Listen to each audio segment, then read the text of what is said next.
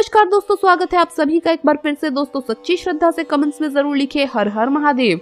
दोस्तों जैसा कि आप जानते हैं कि अधिकतर धर्मों में महिलाओं को मासिक धर्म के दौरान अपवित्र और अशुभ माना जाता है।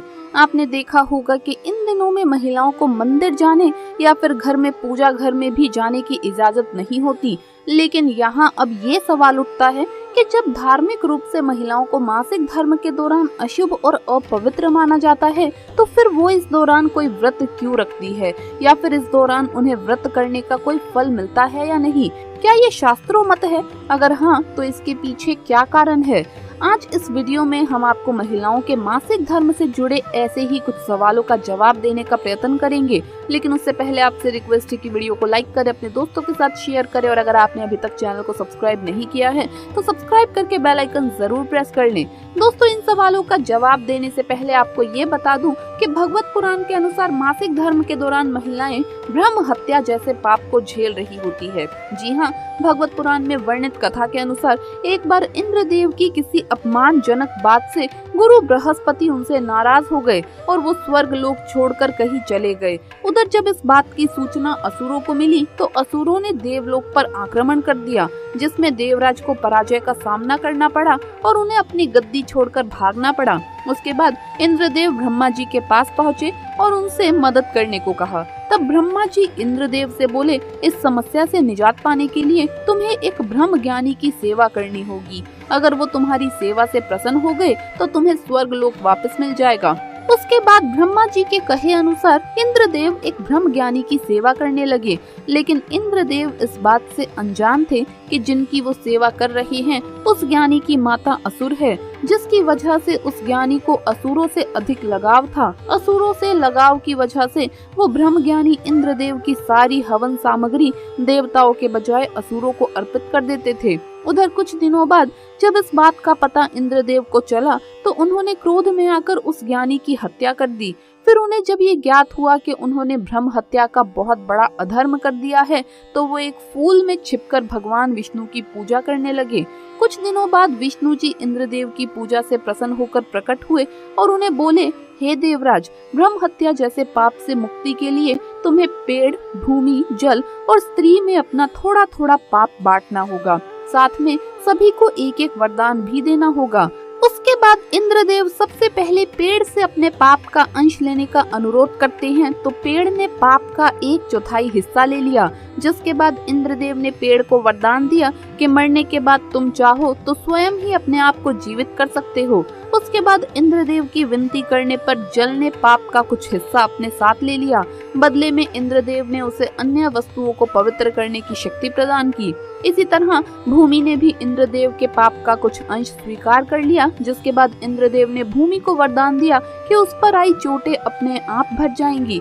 और अंत में इंद्रदेव स्त्री के पास पहुंचे तो स्त्री ने बाकी बचा सारा अंश अपने ऊपर ले लिया। इसके बदले में इंद्रदेव ने स्त्रियों को वरदान दिया कि पुरुषों की तुलना में महिलाएं काम का आनंद ज्यादा ले पाएंगी, और ऐसा माना जाता है कि तभी से महिलाएं मासिक धर्म के रूप में ब्रह्म हत्या का पाप झेल रही है। तो दोस्तों जैसा कि आपने कथा में देखा कि जब इंद्रदेव ब्रह्म हत्या के पाप को झेल रहे थे तो उन्होंने फूल में छिपकर विष्णु जी की आराधना की थी, परंतु उस समय ना तो उनके सामने कोई विष्णु की प्रतिमा थी और ना ही वो किसी मंदिर में थे। ठीक इसी तरह महिलाएं भी मासिक धर्म के दौरान व्रत तो कर सकती है, लेकिन मंदिर नहीं जा सकती और ना ही किसी मूर्ति की पूजा कर सकती है। परंतु अगर इस दौरान ऐसा करती है तो भगवत पुराण के अनुसार उसे पाप माना गया है। यानी मासिक धर्म के दौरान अगर कोई स्त्री मंदिर चली जाती है या फिर किसी देव की प्रतिमा को पूजती है तो वो पाप की भागीदार मानी जाती है, जिसकी सजा उसे इसी जन्म में भुगतनी पड़ती है।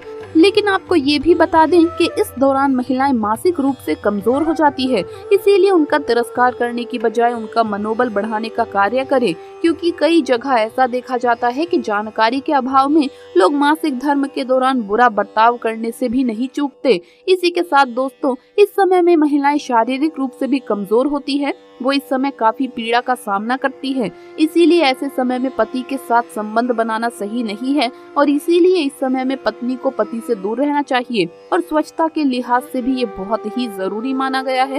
इस समय में महिलाओं को शारीरिक श्रम से भी बचना चाहिए। साथ ही दोस्तों महिलाओं के मासिक धर्म के दौरान ये बातें आप पर और आपके घर की समृद्धि पर फर्क डालती है। आपको बता दें, ऐसा आटा भूलकर भी मत खाना। घर का मुखिया कंगाल हो सकता है, घर में बच्चे बड़े बीमार पड़ सकते हैं। महिलाओं का रखा ये आटा पितृदोष का कारण बन सकता है। दोस्तों, रसोई घर वो जगह है जहाँ पर महिलाओं का राज चलता है। रसोई घर में महिलाएं अपने हाथों से तरह तरह के पकवान बनाकर खिलाती है, जिससे परिवार में हर एक सदस्य को ऊर्जा प्राप्त होती है। लेकिन क्या आप जानते हैं, भूल कर भी ऐसा आटा कभी मत खाना। दोस्तों, शास्त्रों के अनुसार किसी भी महिला को मासिक धर्म के दौरान रसोई घर में जाकर भोजन नहीं बनाना चाहिए, आटा नहीं गूंथना चाहिए, सब्जियां नहीं काटनी चाहिए, चाय आदि भी नहीं बनाना चाहिए। इसके पीछे का कारण ये है कि आयुर्वेद के अनुसार महिलाओं को ऐसे समय में पीड़ाओं से मुक्त नहीं माना जाता। इसी कारण किसी बीमार व्यक्ति से या मासिक धर्म होने के दौरान महिलाओं के हाथों द्वारा भोजन पकवाने पर या उस भोजन को ग्रहण करने पर शुभ नहीं माना जाता। ऐसा खाना दूषित माना जाता है। हमारे शास्त्रों में बताया जाता है कि ऐसे समय में महिलाओं का मान सम्मान करना चाहिए और उन्हें आराम पूर्वक घर में विश्राम करना चाहिए। अक्सर परिवार में कई लोग ऐसे होते हैं जो महिलाओं के मासिक धर्म के दौरान उनसे काम काज करवाते हैं, जो कि पूरी तरह से गलत है, क्योंकि ये समय महिलाओं के आराम करने का होता है। ऐसे समय में जब कोई बीमार व्यक्ति या महिला रसोई घर में खाना बनाएगी तो उसके अंदर से निकले बुरे अवशेष खाने में जाएंगे, जिसके कारण जो भी व्यक्ति इस भोजन को ग्रहण करेगा उसे दोष लगता है। जाहिर सी बात है, जब उसे दोष लगेगा तो घर में दरिद्रता वास करेगी, जिसके कारण आपका जीवन कष्टकारी हो सकता है। अब दोस्तों, पहले परिवार साथ रहते थे और महिलाएं भी घर में होती थी। अब न्यूक्लियर फैमिलीज है, सब अलग अलग रहते हैं, तो हर एक घर में एक ही महिला है और वो भी मासिक धर्म के दौरान किचन में काम ना करें तो ऐसे में परिवार को मुश्किलों का सामना करना पड़ता है। तो ऐसे में एक तो आप स्वच्छता का ख्याल रखें, बिना नहाए आप किचन में ना जाएं।